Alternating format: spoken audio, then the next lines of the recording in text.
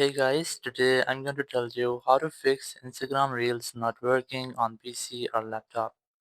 If you're using any PC or any laptop and you're facing the issue that your Reels are not working or has been stuck on this type interface, so let's see how can you fix the issue. So the very first thing, just close your browser and here go to your desktop.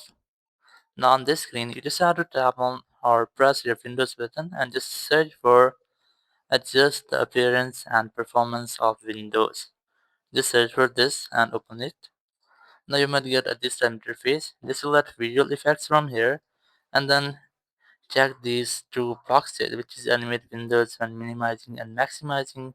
Then also check for animate controls and elements inside windows. Once I've done, just tap on this apply option. Once it's has been okay, just tap on OK here.